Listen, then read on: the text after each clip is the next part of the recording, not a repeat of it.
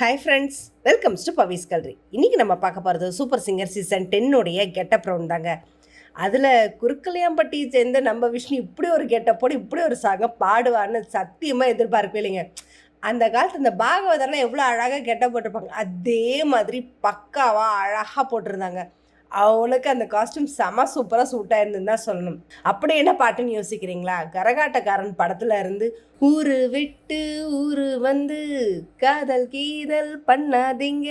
ஆக்சுவலாக இந்த சாங் வந்து கங்கை அமரன் அவர்களும் மலேசிய வாஸ்தன் சாரும் 2 பேரும் சேர்ந்து பாடினதுங்க.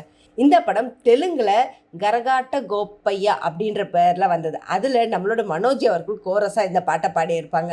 நிஜமாக இந்த சாங் வந்து ஒரு டிஃப்ரெண்ட்டானது. நம்மளோட ராமராஜர் அவர்கள் வந்து தன்னோட லவ்வரை சைட் அடிக்கிறதுக்காக யாருக்கிட்டையும் சொல்லாமல் அப்படியே சைலண்ட்டாக கிளம்பி வருவார். பட் ஆனால் ஒரு ஸ்டேஜில் வந்து பஸ் ஏறும்போது என்ன பண்ணுவாங்க, தலையில் கவுண்டமணி அவர்கள், பாலையா ஒரு பையன் எல்லாருமே பின்னாடியே இருந்துட்டு அந்த சிவப்பு சட்டக்காரர் எந்த ஊர் போகிறாரு அப்படின்னு சொல்லிட்டு கேட்டு ஏறி அதே ஒரு டிக்கெட் வாங்கிட்டு அவர் எங்கே போகிறாருன்றதை பார்த்துக்கிட்டே இருந்தேன். அவர் அந்த இடத்துல அவர் கலாய்ச்சி எடுக்கிற சாங் தாங்க இது. நிஜமாகவே அந்த ஊரை விட்டு ஊர் வந்திருக்கிறோம், பொழப்ப பக்கத்தோட்டு இந்த வேலைலாம் பண்ணால் எப்படி அப்படின்றத சிம்பாலிக்க செம சூப்பராக ரெப்ரசன்ட் பண்ணியிருப்பாங்க இந்த சாங்கில். அந்த சாங்கை ஸ்டேஜில் நம்மளோட விஷ்ணு ரொம்பவே அழகாக ப்ரெசென்ட் பண்ணாங்க. இவர் பாடினதை கேட்டு ஸ்டார் விஜய்ஸில் இருக்கிறவங்க எல்லாருமே வந்து பின்னாடி சேர்ந்து டான்ஸ் ஆடி நல்ல ஒரு உற்சாகத்தையும் படுத்தினாங்க.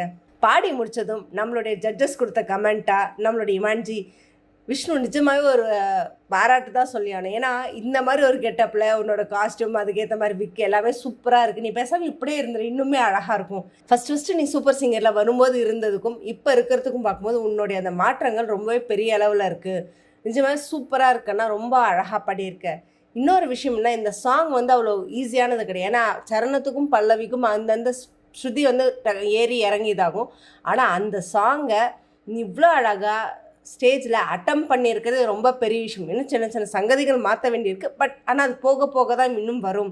இந்த மாதிரி ஒரு சாங்கை நீ அட்டன் பண்ணதுக்கு நான் ஒரு பெரிய பாராட்டுதல் தான் சொல்லணும். ரொம்பவே அழகாக பர்ஃபார்ம் பண்ணியிருக்கேன், சூப்பராக இருக்குது அப்படின்னு சொல்லி நம்மளுடைய இமான்ஜி அவருடைய கமெண்ட்டை முடிச்சாருங்க.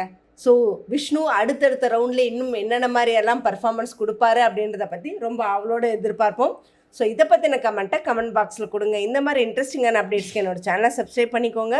பக்கத்தில் இருக்க பெல் ஐக்கானும் கிளிக் பண்ணிக்கோங்க, நோட்டிஃபிகேஷனை மிஸ் பண்ணாமல் இருக்கிறதுக்கு.